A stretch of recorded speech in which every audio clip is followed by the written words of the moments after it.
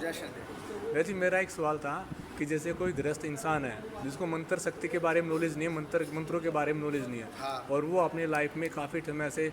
किसी भी देवता की स्तुति चालीसा या उसकी आरती का वर्णन करता पढ़ता है उसको पूजा पाठ में, क्या उस इंसान को मंत्र जाप के बराबर ही लाभ होंगे या उसको उसके लिए मंत्र जाप करना पड़ेगा अपने जीवन को खुशहाल बनाने के लिए? देखो भैया, इसमें क्या है, चाहे आप कोई स्त्रोत करें, चाहे कोई मतलब जैसे किसी की मंत्र जप की कोई एक होता है ना कि जैसे 4 लाइन का कोई मंत्र हो गया, वो मंत्र पूरा ही होता है, उसमें छंद वो सब चीज़ें मिली हुई होती हैं, उसका संयोग होता है पूरा, उसमें बीज मंत्र भी होता है, उसमें उसमें ऋषि का बनाया हुआ संयोग होता है पूरा। तो चाहे तो आप उसमें मंत्र का जप करते हैं, चाहे उसमें किसी स्त्रोत को करते हैं, देखो मूल में तो आप भजते उस देवता को ही, बस जो स्त्रोत करते हैं, जो उसमें स्त्रोत में भिन्न भिन्न भांति भांति प्रकार से उसको अपने इष्ट को रिझाना होता है, अपने इष्ट को भिन्न भिन्न भांति भांति प्रकार से मतलब पुकारना होता है, उसकी जो है कभी उसके अंगों के रूप में कुछ व्याख्यान करके, कभी उसकी शक्तियों के रूप में कुछ व्याख्यान करके, कभी जो है किसी तरीके से उसको रिझाने का प्रयत्न उसमें किया जाता है, और उसमें बीच बीच में अपनी समस्याएं भी बताई जाती हैं कि बाबा मैं ये इसलिए कर रहा हूँ क्योंकि वो जो कोई भी किसी का वो करोगे तो उसमें जो वो सारी चीज़ लिखित होती है। जैसे हनुमान चालीसा में हनुमान चालीसा करते हैं तो उसमें भूत प्रेतों का जिक्र ऑटोमेटिक ही आता है हनुमान चालीसा करते हुए कि आप इतने बलशाली हैं, इतने वीर हैं कि आपके होते हुए ना कोई भूत पिशाच निकट ना आवे, इस तरीके से समझ रहे हैं। तो उसमें ऑलरेडी पहले से ही लिखा हुआ होता है, ऑलरेडी उसमें सब पहले से ही संबोधित किया गया है कि आप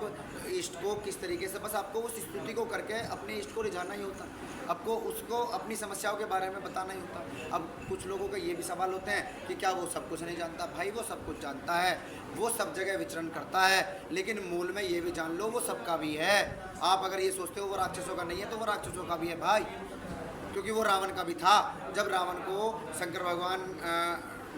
को रावण ने जपा, भजा या किसी भी तरीके से उनकी जो है मंत्रों का उच्चारण किया, स्त्रोतों का उच्चारण किया, तो क्या शंकर भगवान ने उसको वरदान नहीं दिए भाई? बताओ मुझे। तो वो हर जगह है, वो हर जगह विचरण करता है, सभी को देखता है, लेकिन भाई ऐसा नहीं है कि वो अच्छे अच्छे का ही है, वो बुरे का नहीं है। ठीक है, वो बुरे को राह दिखाने का प्रयत्न करता है, बुरे को पथ प्रदर्शक के रूप में जीवन में आके किसी न किसी के माध्यम से उसकी दिशा बदलने की कोशिश करता है कि वो जो मूल कार्य आप यहाँ करने आए हो, जो यहाँ भगवान को उसका नाम जप करने आए हो, उसको ना भूल के आप जो इसमें लगे हुए हो, भूलने के बाद मतलब जैसे मोह माया के चक्कर में घुस गए हो, या के जाल के आवरण के चक्कर में आ गए हो, गृहस्थ में घुस के, गृहस्थ में मतलब इससे बाहर ही नहीं निकल पा रहा आदमी कि भाई जो गृहस्थ के कार्य हैं उनसे बाहर नहीं जा पा रहा, सामाजिक कार्य हैं उनसे बाहर नहीं जा पा रहा, और फिर कोई अगर समझाने का प्रयत्न कर रहा है तो मेरे बच्चे कौन पालेगा भाई, मेरे इस काम को कौन करेगा भाई? तो लेकिन एक बात तो बताओ, करने तो जो कुछ हो रहा हो, यहाँ इस माया के जाल में तो फंस गए हो कि भाई यहाँ पैसा भी चाहिए, जीविका चलाने के लिए यहाँ जो है अन्य प्रकार के जो है साधन भी चाहिए, रहने के लिए मकान भी चाहिए, छत भी चाहिए, बच्चों को पढ़ाई लिखाई के लिए, खाने पीने के लिए पैसा भी चाहिए, कमाने के लिए फिर स्रोत भी चाहिए कि किस तरीके से वो कमाई होगी। लेकिन क्या इन सब कार्यों को करने के साथ साथ एक दूसरा कार्य नहीं है जो मूल में यहाँ पृथ्वी पर करने आए हो, जो इस आत्म उत्थान के लिए और इस जो है जीवन मरण के चक्र से बाहर निकलने के लिए उसने आपको भेजा है कि जा तू जितना मेरा भजन करेगा, जितना मेरा जप करेगा, जितना मुझे पुकारेगा, उतने तेरे जीवन का कल्याण और उद्धार होता चला जाएगा। फिर उसको क्यों बोलना भाई?